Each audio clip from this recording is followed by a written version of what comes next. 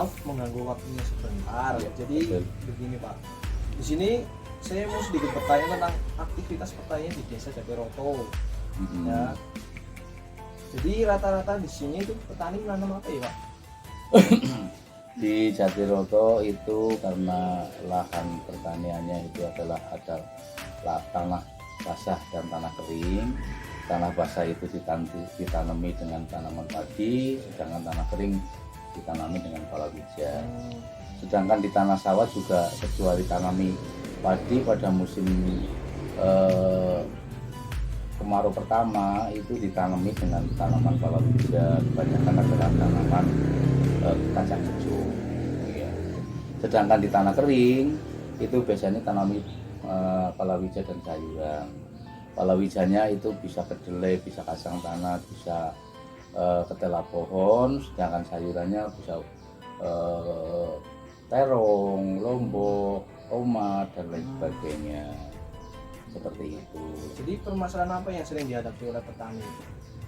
Permasalahan yang dihadapi petani khususnya pada saat ini itu pupuknya mahal, sedangkan gabahnya jualnya murah.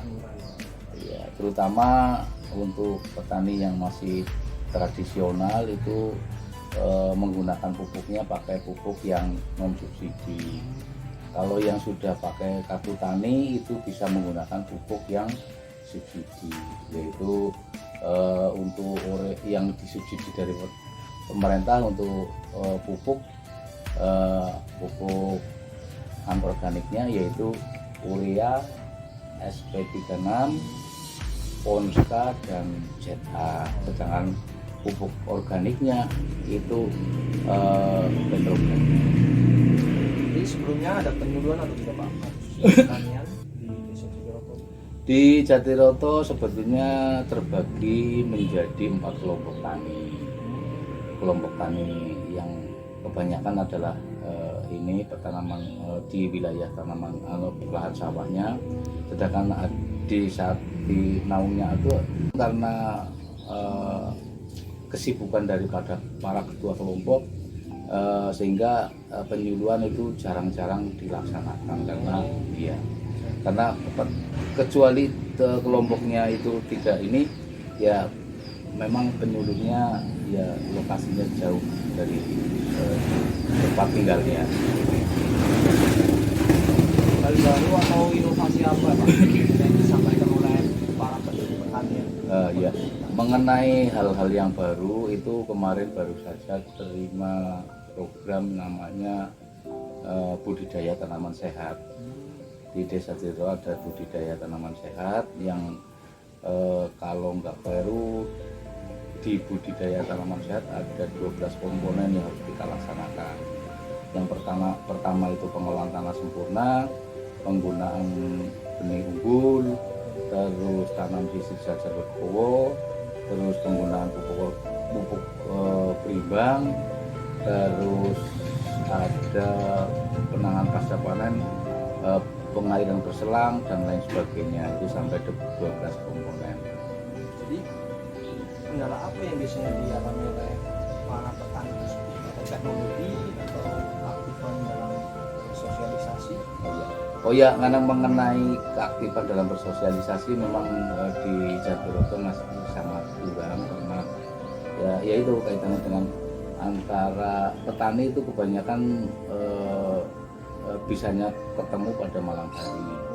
Sedangkan penyuluh itu karena wilayah tempatnya jauh untuk datang ke kelompok pada malam hari itu agak keberatan. Ya. Terakhir ya Pak, menurut Bapak apa yang harus digunakan agar inovasi-inovasi tersebut dapat diterima oleh para petani? Mengenai inovasi yang bisa biar nanti petani bisa masuk mau melaksanakan, yaitu antara teori dan praktek harus seimbang. Jadi tidak hanya teori-teori saja yang harus disampaikan oleh penyuluh, tapi penyuluh juga melaksanakan praktek atau ya kalau boleh dikatakan ya dem-dem lah, demonstrasi yang bisa untuk percontohan.